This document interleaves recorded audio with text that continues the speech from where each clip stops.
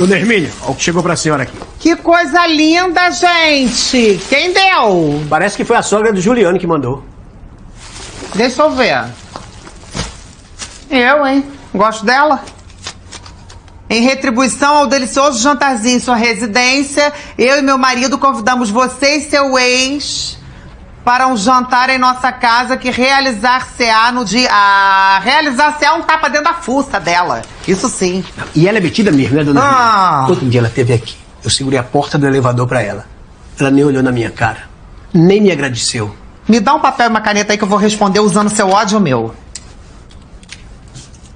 Não vou, pois, infelizmente, gripaloei no dia do vosso jantar. E não vou mandar flor, não. Vou mandar cacto. Pra quando ela pegar, se furar a mão dela inteira. Vaca.